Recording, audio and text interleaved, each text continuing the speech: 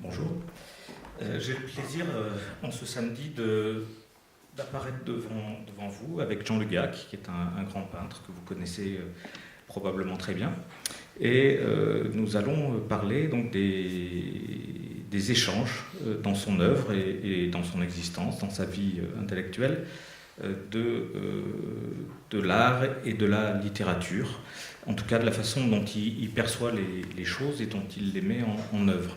Alors les Parisiens connaissent assez bien Jean Le Gac parce qu'il est l'auteur d'une immense fresque rue de Belleville et qu'on ne peut pas éviter quand on descend. On a en perspective la Tour Eiffel et ce grand personnage de détective qui est agenouillé et qui enquête et qui apparemment enquête dans la rue de Belleville. Voilà, ça c'est la partie la plus populaire, je pense, de l'œuvre de Jean Le Gac. Mais l'œuvre de Jean Le Gac, elle est dans les musées, je pense, elle est en exposition souvent. Et j'ai ici un petit livre qui reprend la couverture d'une célèbre collection de littérature populaire des années 50, 60, 70, qui est le Masque. Et ce catalogue était un moment le fruit d'une exposition en Allemagne, si je ne m'abuse, et dans laquelle je vais, pour vous présenter un petit peu Jean Le Gac, son environnement et son travail, utiliser un texte qu'il avait écrit en préambule. Depuis mes vrais débuts, à la fin des années 60, j'ai considéré que je ne produirais plus d'œuvres, mais les traces matérielles, toujours insuffisantes, de l'existence d'un peintre dont la figure se préciserait pour moi au cours des années. Pour tenter de cerner cette figure sans lien avec la litanie des praticiens qui font l'histoire de l'art et l'histoire des pouvoirs, j'ai utilisé les appareils photo ou de cinéma, les machines à écrire, les lettres, les coupeurs de journaux, etc., pour enregistrer les déplacements et les curiosités de ce peintre mythique et accumuler les preuves journalistiques de son existence. J'ai produit aussi des pastels virtuoses d'après les images de mes livres d'enfance, et mener aussi l'enquête sur le terrain de la vocation. Donc, c'est sans doute un peu moins de vocation qu'il sera question aujourd'hui que de rapport à la littérature, aux mots et aux textes. Et des premiers entretiens que nous avons eus pour préparer cet après-midi, j'ai retenu, moi, 4 mots, qui sont, je vais vous les livrer tels quels, qui sont aspérité, mécanisme, grossièreté et image. Mais je sais qu'il y en a quelques autres que je garde pour un petit peu plus tard parce qu'ils vont apparaître. D'accord. Et la première question que je voudrais vous poser, qui est une vraie fausse question, mais une question qui va permettre de situer un petit peu l'art de Jean Le Gac, en particulier parce que nous aurions voulu qu'une œuvre soit représentée pour que vous puissiez fixer visuellement ce que l'on racontait. Mais je pense que la formule que vous utilisez, une formule à 3 termes, permettra sans doute de dire beaucoup. Est-ce que vous pouvez nous la donner ? Oui, sans doute, tu fais allusion à la trilogie des différentes œuvres, à savoir que j'utilise le texte, j'utilise la photo et j'utilise la peinture, mais non pas cela séparément, non pas de manière spécifique, mais les 3 rassemblés au mur. D'ailleurs, je me suis posé la question, est-ce que j'ai une vraie relation à la littérature ? Oui, en tant que lecteur, je suis un assez bon lecteur depuis longtemps. Mais par ailleurs, j'oscille entre beaucoup trop de choses pour avoir un intérêt en tant qu'auteur pour la littérature. Quand tu es parti, j'ai pensé après, mais j'aurais pu lui dire qu'après tout, moi je fais du montage comme au cinéma. Sans doute, je suis plus proche même de la technique du cinéma que des techniques littéraires, que je ne connais peut-être pas d'ailleurs. Enfin, pour en revenir à la trilogie, je te disais que dans cette trilogie, la peinture, c'est celle qui a les beaux habits. C'est-à-dire, bien sûr, on va vers elle. Je faisais un distinguo avec la photographie, qui, elle, est celle qu'on regarde le premier, ou la première. La première, pourquoi ? Sans doute parce que c'est le réel, ça paraît confortable, ça paraît analysable immédiatement. Et enfin, j'en venais au texte pour situer cette position singulière. Je te disais que le texte, dans ses travaux, donc, qui sont toujours lus, il faut bien visualiser ça, le texte, c'est le mauvais coucheur, c'est celui qui fait un contre-emploi. ça permet beaucoup de choses, enfin on y viendra. Hein. Mais gardons ça en tête, enfin, que ces trois éléments jouent différemment, peut-être dans un temps très rapproché, je me serais dire, on oscille aussi, on peut y revenir. Enfin, gardons ça en tête pour le moment. D'accord, on en parlera en effet. Et on parlera aussi de la position du spectateur qui est face au tableau. La première question, moi, qui m'importe aujourd'hui, c'est de savoir quel usage le peintre fait du texte. Et en particulier parce que vous êtes un très grand consommateur de texte, consommateur producteur de texte. Vous êtes un grand producteur de texte et vos tableaux sont toujours... alors ça, vous nous direz quelle est la place relative du texte, mais non pas articulé autour du texte, mais en tout cas, le texte a une valeur très très spécifique. Et il est très présent.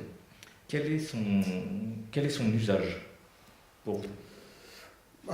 C'est une interrogation pour moi. Je ne peux pas m'en passer. Il vient après l'image, de manière très évidente. Souvent, du texte dépend le sort de l'œuvre. Si je ne tombe pas sur le bon texte, je ne saurais pas dire ce qu'est le bon texte. Si je ne tombe pas sur le bon texte, l'œuvre tout de suite tombe pour moi. C'est un peu comme si l'image, la photo, si la peinture étaient des éléments insuffisants. Peut-être que je puis dire quand même que, en amont, j'ai été un peintre dès l'enfance. Sans doute parce que ma maman avait des images romanesques du peintre. Bien sûr, ça s'est effondré très vite. Et il est venu un moment où j'ai abandonné l'idée de devenir peintre. Mais ça a été catastrophique pour moi. Je n'en ai pas parlé autour de moi. Je n'ai pas fait des crises de folie. Mais en tout cas, ça a été assez grave. Donc j'ai gardé sans doute une méfiance très grande vers les beaux habits, la peinture, vers la photo qui est qui a un appel, un appôt comme ça, extraordinaire. Alors la position du texte, je prendrai ça au ras des pâquerettes. Le texte n'est pas facile à introduire dans une œuvre murale. Je veux dire sa position même. Je prendrai le cas par exemple de l'écriture manuscrite. Si on cède au premier mouvement, c'est-à-dire d'écrire comme ça ce que vous voulez écrire sur la peinture, il faut se dire que c'est une opération redoutable. C'est comme quand vous écrivez sur un mur une chose moche, laide. Quand vous écrivez avec du fusain sur une surface picturale, c'est pas beau à voir. Hein. C'est-à-dire, je ressens ça comme une offense à la peinture, toujours. Dans tout ce que je vais dire, d'ailleurs, on va peut-être trouver ce balancement constamment d'être en appel de la peinture et de la photo, mais d'être dans le rejet. Par exemple, pour l'écriture manuscrite directement dans un tableau, il m'arrive de chercher des fois 3 ou 4 fois la position qui convient. Et effacer, c'est embêtant. Vous salissez la surface picturale, après il faut effacer, il faut retrouver une autre position. Parfois il faut faire même des retouches sur la peinture, parce que la surface est devenue usée, est devenue vieille. Le texte a donc une forte valeur graphique. Comment, pardon ? Le texte a une forte valeur graphique. J'y suis très sensible, même pour la typo. Moi j'ai commencé avec du manuscrit, fait au crayon à billes. Après, je me suis doté d'une machine à écrire, une Hermès, portative, que j'adorais, avec les caractères qui n'étaient pas d'une précision considérable. J'ai utilisé le papier carbone, enfin tout ce qui fait cette espèce d'aura. Qui donne une charge. Une charge, c'est ça. Par exemple, le manuscrit, on ne peut éviter de penser que c'est du domaine de la lettre, c'est peut-être du domaine de la confidence. C'est plus vrai maintenant. Hein. Maintenant, bien sûr, avec les réseaux sociaux, les gens s'expriment à Elsevier, j'imagine, en tout cas. Moi, je voyais ça comme ça. Le manuscrit, c'était de l'ordre de l'intime. La frappe de machine à écrire, les anciennes machines à écrire, je voyais ça de manière... je voyais le personnage du peintre transformé en greffier, en employé de bureau. Je pensais bien entendu à Pessoa, qui faisait lettres commerciales, pauvre. Hein. Mais je pensais aussi à Bradbury, oui. Bradbury, oui. Je me suis subitement, j'ai un trou. Je pensais à Bradbury qui disait je ne veux pas, ou c'est pas ça. Non, c'est Bartleby. Bartleby, oui, Bartleby, je savais bien que je faisais le texte de Bartleby, qui disait je préférerais ne pas. Il paraît que c'est la meilleure expression. Je préférerais ne pas. Et là, en pensant à des personnages comme ça, à des greffiers, nous sommes déjà dans la fiction. Parce que moi, je ne suis pas employé de bureau, je ne suis pas écrivain non plus, mais ça, c'est une porte ouverte à un personnage de peintre qui serait un peu comme un greffier. Ça donnait donc une certaine nuance au texte. Et puis, pour en venir à aujourd'hui, bien sûr, j'ai un ordinateur, il me fait bien des misères, j'utilise ces typos extraordinaires, perfection. Ça me fait dire que c'est pour ça que tout le monde aujourd'hui se croit écrivain. Tout le monde prend la plume, enfin, prend la machine, le clavier très facilement. Et moi, ça, je me méfie beaucoup. J'ajouterai enfin une dernière chose, comme c'est au mur, c'est rare que le texte soit à la dimension du format A4. Souvent, c'est agrandi par des procédés photomécaniques, même quand il s'agit de manuscrits. Et la taille fait que c'est transposé dans un autre espace. Ça suppose qu'un tiers était intervenu, c'est le peintre, ou un enquêteur, ou un drôle de peintre, ou un pas vraiment peintre. Enfin, toutes ces formules peuvent s'introduire dans le travail. L'un des personnages que vous incarnez, donc physiquement, et qui vient intervenir sur ce texte. On reparlera de ce que contiennent les textes dans un moment. Mais ce qui m'interroge, c'est le passage du texte au mot, puisque dans les textes que vous écrivez, qui sont dans une syntaxe tout à fait lisible, avec des propos tout à fait clairs et significatifs, on passe donc du texte à la phrase, et ces phrases contiennent les mots. S'ils n'ont pas la charge graphique qu'a le texte dans son ensemble sur votre tableau, comment vous viennent-ils ces mots ? Je dois dire que la charge graphique dont tu parles, j'essaie de faire qu'elle soit la moins évidente, qu'elle soit discrète, qu'elle soit juste par rapport à tout ce qui est annoncé par ailleurs, mais je ne fais pas comme un designer des effets de graphie. Hein. Ouais. Je n'en invente même pas. Au contraire, je reste dans un registre courant, très standard. Le mot, je souhaite le dire. Je crois que tout à l'heure, on va parler d'aspérité. On peut en parler dès maintenant. On peut en parler dès maintenant. Je suis obligé de penser, moi, que j'expose les choses. Hein. Elles ne sont pas dans un livre. Elles peuvent y venir par différents circuits, mais j'expose les choses au mur. Or, je sais bien, je suis moi-même dans ce cas-là, quand on est spectateur, c'est fatigant, très fatigant, et puis on ne va pas lire un texte très long. Donc les textes vont être courts, même agrandis, ils vont être courts. Ils dépassent rarement de A4, par exemple. Hein. De A4, c'est-à-dire à peu près 2 feuillets, 3000 signes. Au maximum. Hein. Donc je sais que le spectateur ne lira pas en entier, pas là, pas dans l'exposition. Donc j'ai une conscience assez aiguë de ça. Il faut que mon texte soit suffisamment pittoresque, à une tonalité, une rupture dans le ton brusque comme ça, qui va faire que le lecteur, le spectateur va se dire mais est-ce que j'ai bien lu ? Ça serait une position idéale. Mais au final, cette lecture rapide qui ressemble à la lecture du journal quand on attend son train ou chez le coiffeur quand on attend son tour, il reste un petit noyau, je dirais, de texte qui fait que j'ai confiance dans la compréhension qui est faite, immédiate. Sans les sous-titres, vous savez, et les titres dans les journaux, ça serait illisible. Hein. Donc ce sont ces petites phrases qui ont l'air de rien, comme ça, enfin qui ont l'air de rien, je ne sais pas, mais qui dirigent notre lecture. Hein. Il y a beaucoup de manipulations possibles à ce niveau-là. Les journaux se servent de la titraille. Vous n'en avez pas de titraille. La titraille, les titres, les gros titres, les intertitres. Oh, les titres des œuvres, en tout cas. Hein. Oui. Ça, c'est pas rien. Enfin, on s'engagerait peut-être très loin avec le titre des œuvres. Mais je les aime bien, les titres, les chercher, les titres. Oui. pour revenir justement à cette position du spectateur, vous me disiez que ce que vous souhaitiez, donc, et avec les titres qui sont toujours des espèces d'évocations un peu aventureuses, ou enfin en tout cas qui évoquent la quête, est-ce que c'est le mystère que vous cherchez à provoquer en utilisant ces fragments, enfin ces textes que vous placez? Le titre, on parle du titre. Parlons des textes aussi. Oui.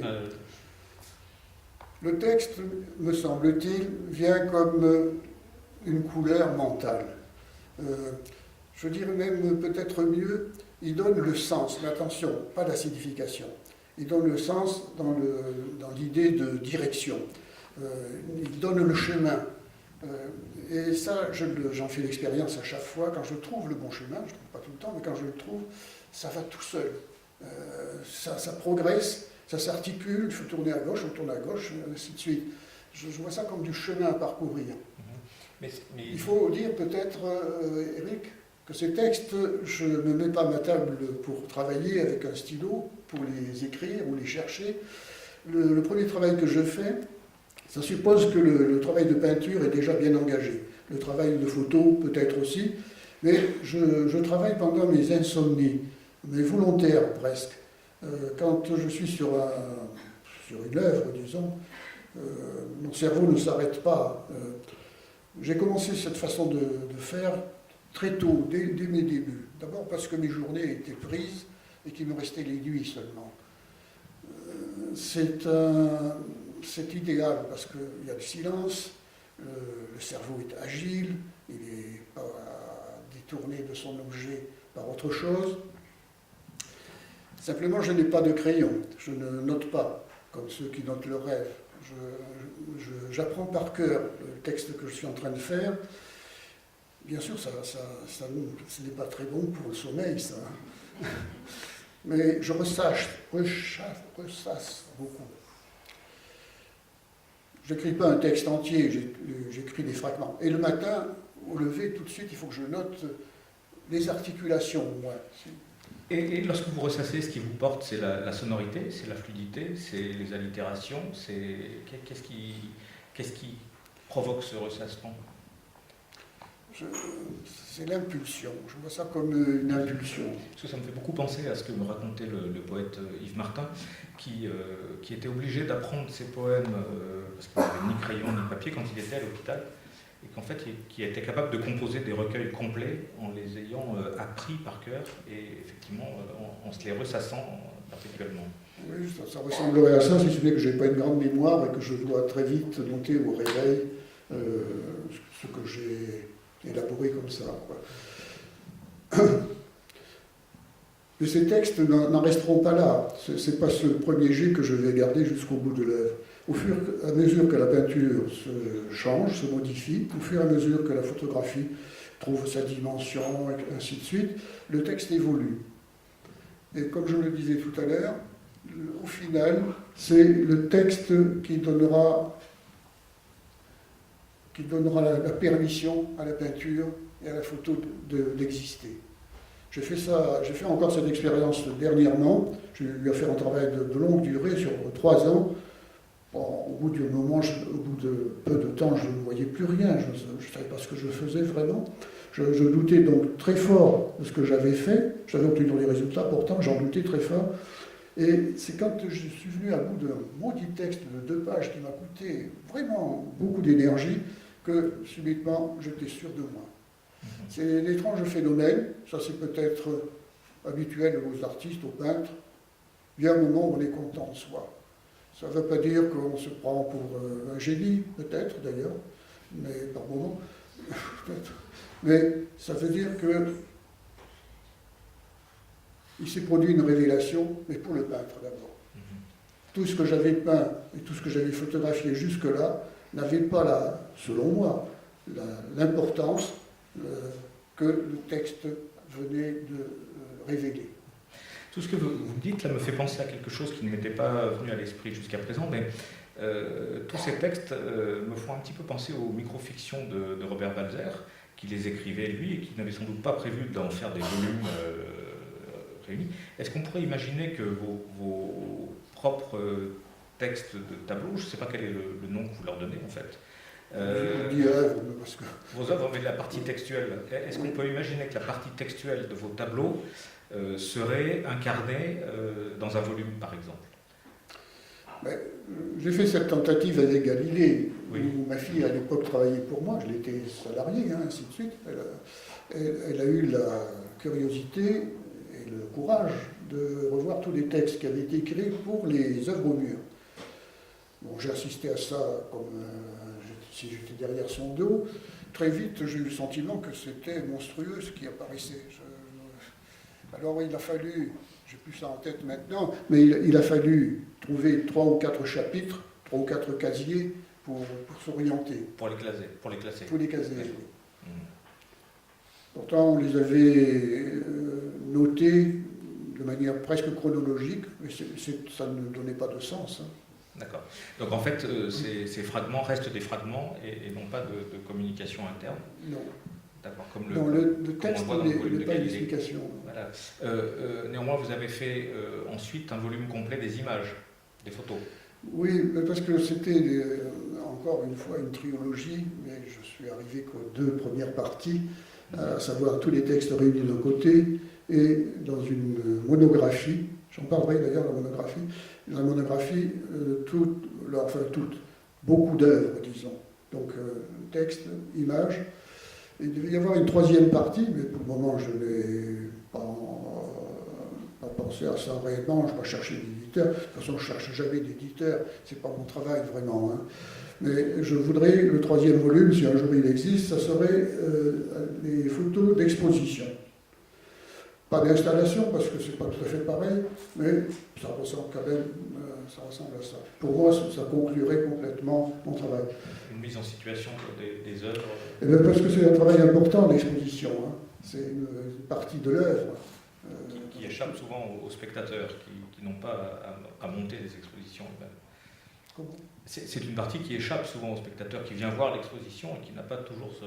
Et qui n'a pas toujours de plus. Ouais. Il se prend au charme d'une belle exposition et de belles œuvres, mais il y a tout un travail souterrain qui est fait et dont les conservateurs de musées aujourd'hui sont très au courant.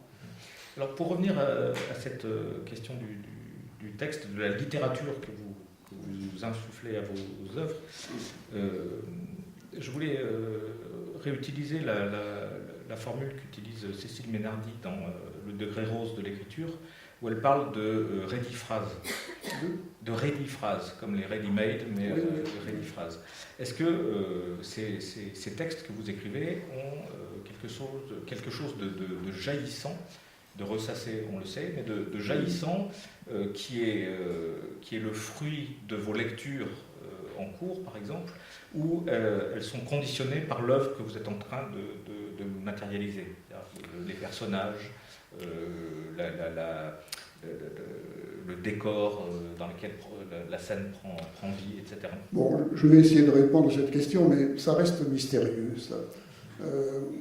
J'imagine que chez les poètes, ça doit démarrer comme ça. Titus pourrait nous le dire peut-être plus précisément, mais il suffit des fois d'une phrase pour que ça tire tout le reste. Je ne sais pas d'où ça me vient, en fait. Ce sera le sujet d'un prochain débat dans les années à venir, parce que j'ai beaucoup d'autres questions à vous poser, en particulier sur vos lectures. Vous nous avez dit que vous êtes un bon lecteur et on n'a pas de mal à le croire quand on vous visite, par exemple, chez vous, où votre salon est composé d'une immense vitrine dans laquelle sont disposés tous les magnifiques volumes de la littérature populaire illustrés du début des années 10-20. Il y a vraiment des merveilles graphiques. Et votre parcours de lecteur n'est pas parfaitement en adéquation avec ce corpus-là. Vous en avez lu, mais ça correspond moins à vos lectures d'aujourd'hui, en réalité. Oui, vous avez raison. Je dirais que je suis un lecteur savant. je me tiens assez bien au courant parce que j'aime ça en réalité. Enfin, mon parcours, pour le dire rapidement, je suis passé de la bibliothèque verte de l'école, où il y avait toujours une bibliothèque d'ailleurs, ces instituteurs étaient formidables, ils me donnaient le goût des livres là. Le samedi, on ne fichait rien, on avait le droit, si on ne parlait pas trop fort, de se déplacer, d'aller choisir un livre pour la semaine. Moi j'ai adoré ça. J'ai calé quand même sur Salammbô, à la page 52. À quel âge? La première fois, je suis tombé sur un livre d'enfant, croyais-je, mais je ne comprenais rien. J'y suis revenu plus tard. Ça n'a pas provoqué le peintre qui dormait? Non, j'ai bien compris. J'ai bien compris que c'était prodigieux, que c'était une tentative de visualiser 1000 choses en même temps, polyphonique comme ça. Mais bon, quand même, j'ai dû m'impliquer pour aller jusqu'au bout. Hein. C'est un peu violent, oui. Non, alors, je suis un lecteur donc, relativement savant. Je suis passé après très vite à... qu'est-ce que je pourrais citer la littérature américaine m'a beaucoup intéressé. Les Dos Passos, Faulkner, Hemingway et bien d'autres. Hein. Après, ce qui a été pour moi capital, vraiment, ça a été le nouveau roman. Je sais que les universitaires n'ont pas toujours aimé le nouveau roman. Enfin, en mon sens, ils ont tort. En tout cas, les premiers, au moins, les premiers Robbe Grillet sont capitaux. Enfin, ce que j'ai aimé dans le nouveau roman, c'est qu'on voyait qu'il y avait du procédé. Moi, je croyais jusque-là, et mes professeurs ne m'avaient jamais détrompé, que là, c'était... quelqu'un venait, il avait des idées superbes, et puis voilà, ça provenait de soi. Là, j'ai compris avec le nouveau roman, et puis tout ce que ça a donné autour, qu'il y avait du procédé, que l'invention du procédé, même ou du processus, était plus important que le moi, bien entendu. On en arrive au mécanisme, donc. Au mécanisme, oui. Et, enfin, dans l'art que je pratique, ces procédés, ces mécanismes, ils sont importants. Et plus récemment, vous parliez de George Steiner, qui reste pour vous quelque chose de... Oui, c'est une découverte récente. J'avais découpé, il y a longtemps, je pense, j'avais découpé un article, et puis je l'ai retrouvé récemment sous une pile, comme ça, et je l'ai lu parce qu'il dit à un endroit, enfin je le paraphrase mal sans doute, il dit la littérature, comment est-ce qu'il dit ça n'a pas besoin de Racine, enfin le Racine, l'auteur j'entends. Oui. Il y a un moment où la littérature s'invoque tout seul, peu importe qui était Racine, peu importe si c'était un brave type, un sale type. Et ça prouve sans doute que tout écrivain, et puis ceux qui utilisent du texte, sont aussitôt dans la fiction. Ils jouent un rôle. Tant il bien que la littérature ne nous apporterait pas du réel, mais nous apporterait des procédés, des procédures, enfin un peu comme le prestidigitateur qui sort le lapin, il y a des procédés, quoi. Hein, on aime ne pas le savoir, on préfère même ne pas le savoir, mais on sait qu'il y a des procédés. Je juge d'ailleurs la littérature actuelle avec ça. Hein. Un auteur qui serait dans la psychologie classique, très bon auteur, c'est souvent le cas de Steiner, hein, c'est un cerveau extraordinaire, mais c'est bête, il n'aime pas la déconstruction, il s'en prend toujours à eux. Bon, c'est un autre cerveau que le mien, hein, donc je lui donne le bénéfice du doute, bien sûr, mais une littérature ou un art qui n'avoue pas son procédé me paraît pas intéressant. Le procédé vous paraît vraiment important? J'irai même plus loin. Je dirais que l'œuvre, c'est afficher du procédé, c'est rendre visible à l'autre, à celui qui regarde, le parcours que vous avez fait pour aboutir. D'accord. Alors on parlait aussi, enfin je citais ce mot tout à l'heure en début de notre entretien, on a parlé aussi beaucoup de grossièreté. Et ça, j'aurais aimé qu'on revienne là-dessus, parce que c'est quelque chose qui peut paraître étonnant dans le fait que vous proposez une œuvre qui est censée rencontrer la tonalité, enfin, grâce à la tonalité que vous avez donnée, qui souhaitent rencontrer des spectateurs. Et cette question, cette notion de grossièreté me paraissait assez utile justement à comprendre un certain nombre de ressources dont que vous pouvez utiliser. Quand nous avons parlé de ça, je me souviens bien, nous avons parlé des fautes d'orthographe. Tout à fait. Moi, je suis dysorthographique, donc que je le veuille ou non, j'ai fait beaucoup de progrès pourtant, mais malgré le dictionnaire, ainsi de suite, je crois que certains mots s'écrivent d'une certaine manière. Et même, j'ai beau les regarder 10 fois, 20 fois dans le dictionnaire, chaque fois que je vais tomber dessus, je vais retomber sur ce piège, je ne vais pas savoir. Maintenant, c'est résolu un peu avec l'ordinateur qui vous signale qu'avec les petits points rouges, là, qu'il faut bien vérifier. C'est moins vrai avec les machines à écrire. J'en ai fait peut-être un petit complexe parce que mes instituteurs, voire mes professeurs, sans doute n'appréciaient pas cela.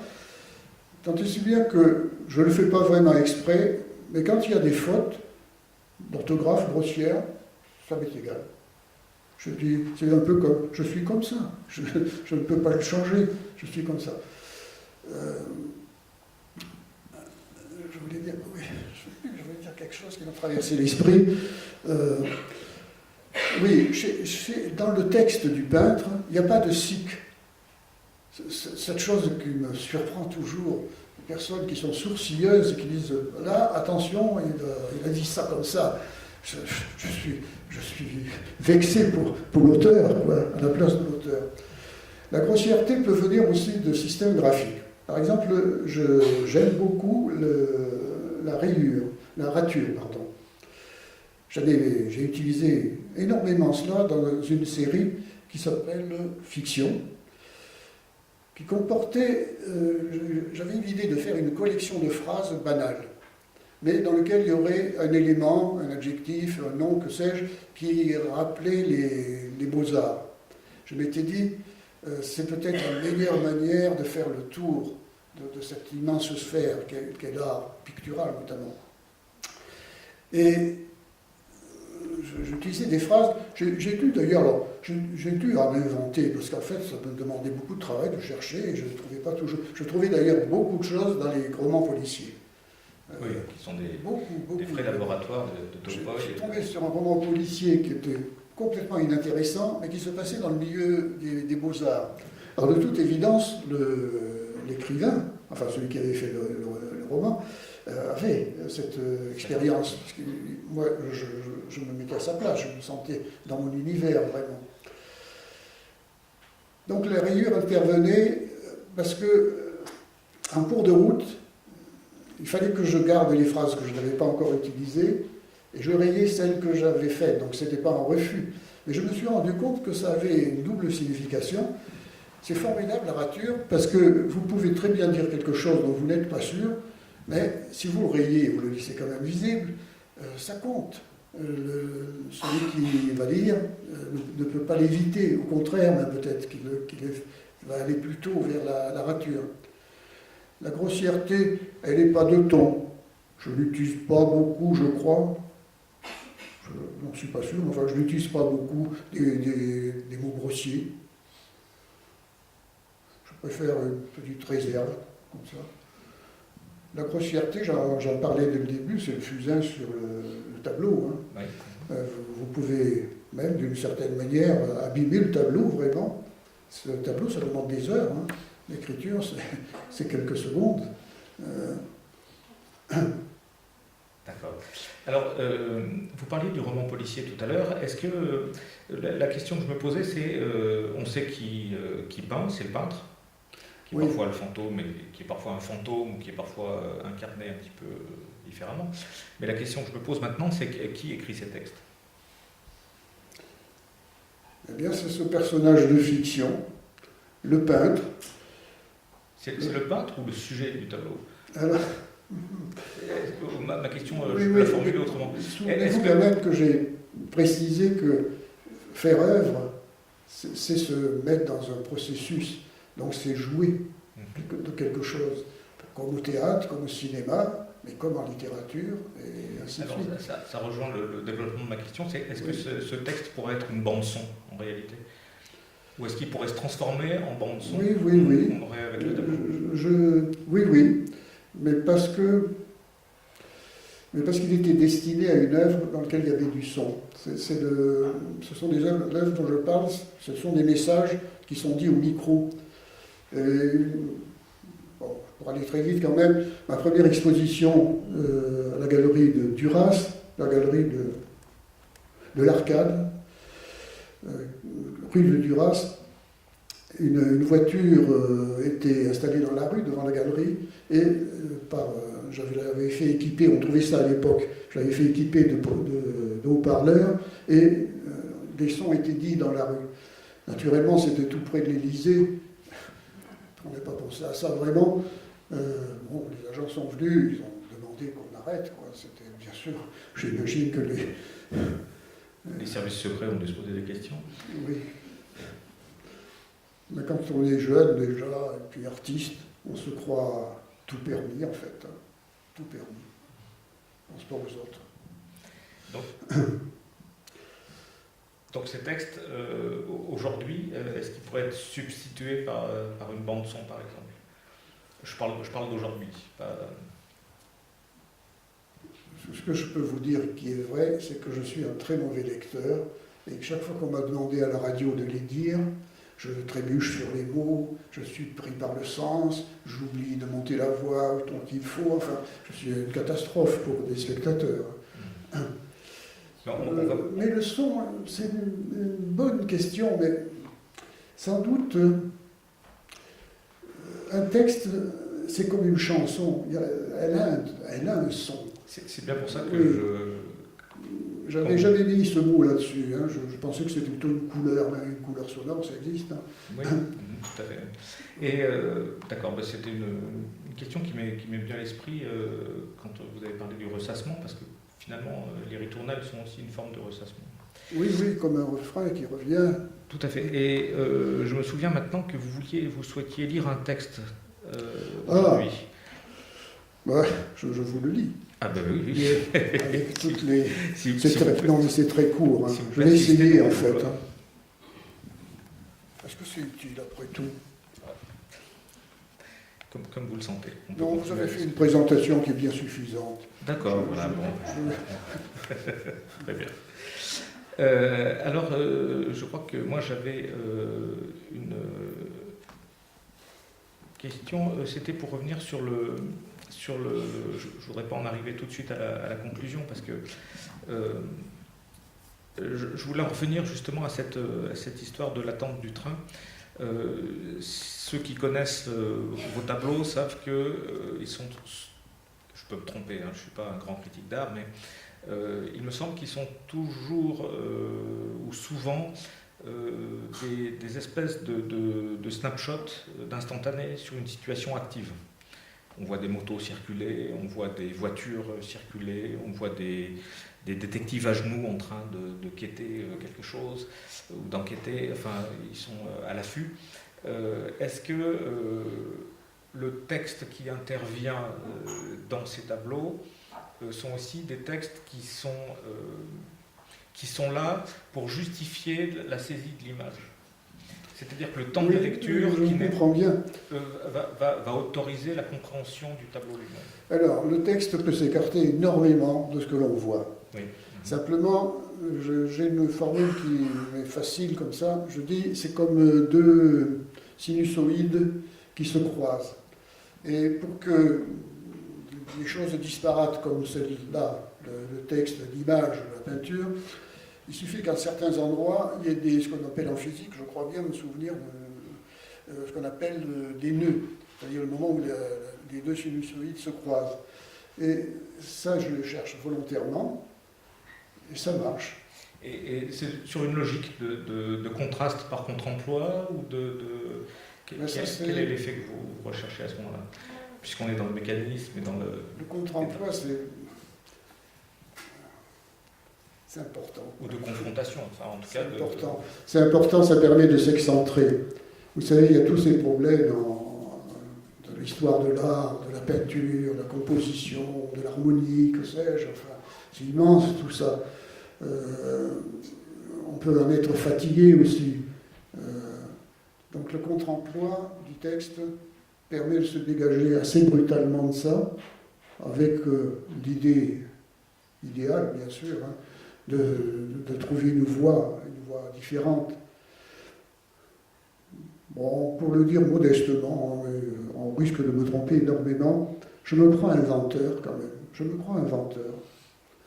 Il ne me viendrait pas à l'idée d'adopter, parce que j'aime tel peintre énormément, tel artiste énormément, il ne me vient plus à l'idée maintenant de me mettre dans son sillage. Ça ne m'intéresse pas vraiment. J'adore les peintures. J'ai fait ça avec Picasso, mais parce que c'était d'abord une commande. Et alors là, j'ai découvert une chose, je m'égare un peu, mais tant pis. J'ai découvert une chose, c'est que Picasso, c'est d'une jeunesse stupéfiante. Quand dans l'atelier, vous faites intervenir un peu d'une peinture de Picasso, la jeunesse, hein, pas le savoir, pas... C'est une bonne leçon, mais que je ne pratique pas, vraiment. Je copie, moi, des images qui sont sans intérêt, normalement. Je copie des images, la plupart, à 80% au moins, proviennent de mes livres d'enfance, et notamment d'une série que je lisais lorsque je devais avoir 10-15 ans, 10-11 ans, qui était Les aventures d'un petit buffalo. C'était produit par Albert Michel, et là il y avait un illustrateur maison, qui a un nom idiot, le maître Jean. Je l'ai exploité, mais de façon... heureusement, le monde de l'art permet ça. Lui-même est mort, bien sûr, et je l'ai fait quand même avec de bonnes intentions, avec l'idée que sans doute c'était un peintre raté, qu'il avait fait l'illustration par défaut, et que, d'une certaine manière, j'en ai parlé beaucoup, hein, je ne l'ai pas caché, d'une certaine manière, je le mettais à la place qu'il fallait, quoi. Bon, j'espère qu'il n'y a pas de représentant de la maison Albin Michel dans la salle, mais on sera là pour vous couvrir. Et avant de clore cet entretien, j'avais envie de vous demander ce que vous évoquez, cette formule qu'avait utilisée, je ne sais plus quand, pardon, Jean Clair à propos de votre peinture, quand il parlait d'épiphanie joystienne. Oui. Vous avez le droit de pas répondre. Non, Jean Clair a été très très judicieux en disant ça. J'ai toujours regretté qu'il ne se soit pas contenté de s'occuper d'artistes comme nous, parce que je n'étais pas tout seul quand même, bien entendu. Il écrit merveilleusement bien, il a un côté profondeur, de bonne ou mauvaise cause, enfin tout ce qui donne de la dynamique à la critique d'art. L'épiphanie, j'ai eu une épiphanie, j'ai eu mon épiphanie. Ça remonte très loin, j'avais déjà plus de 30 ans, j'étais en province, j'étais isolé, je ne connaissais aucun artiste. De toute évidence, moi qui croyais être artiste depuis l'enfance, j'étais un raté, réellement. Et à la veille d'un printemps, très froid, comme aujourd'hui un peu, il y avait du soleil, et j'ai pris mon fils, qui devait avoir 9 ans, je pense 8 ou 9 ans, et on s'en allait nous promener. J'ai pris mon appareil photo parce qu'il y avait le soleil. Et nous sommes arrivés sur un chantier, ils étaient en train de construire un stade, ou tout au moins de l'améliorer. Et là, il y avait, c'était Pompéi, les ouvriers s'étaient arrêtés un samedi, ils avaient posé leurs outils sans les ranger, c'était à leur place. Et là, j'ai eu mon épiphanie. Moi, j'avais un oncle qui était entrepreneur en maçonnerie, et je l'accompagnais l'été sur les chantiers. De plus, j'ai habité très longtemps dans une zone minière, donc le monde ouvrier. Alors ça, je l'avais complètement oublié, j'avais fait des études, je pensais que j'étais sorti de cela, et m'est revenu de manière très puissante, très forte, toutes sortes de choses sur lesquelles je ne sais pas mettre de nom. Pendant tout un temps, d'ailleurs, j'étais incapable de dire 2 mots sur le travail que je faisais. J'étais agi par beaucoup de force, notamment celle dont je parle, mais je ne mettais pas de mots dessus. Très bien. Donc quand Jean Clair sort ce terme d'épiphanie, d'abord je vais chercher dans Joyce ce que ça signifie, parce que je ne connais pas vraiment le terme. Alors ça m'a paru important. Judicieux. Et pour terminer sur cette histoire d'épiphanie, vous savez, on n'a pas envie de peindre tous les jours. Hein. Mais c'est assez bête à dire. Il suffit que j'ouvre, parce que j'ai cette collection entière maintenant des Albin Michel avec les illustrations de Maître Jean. Il suffit que j'ouvre un de ses livres il se passe quelque chose dans mon esprit, c'est comme si des grelots, enfin quelque chose de joli se produit, et me revoilà en scène presque immédiatement, quoi. Eh bien, merci Jean sur cette évocation de la littérature pour enfants. Moi, j'aimerais juste vous inviter maintenant à aller lire les œuvres de Jean Le Gac et à les voir aussi, bien sûr. Merci.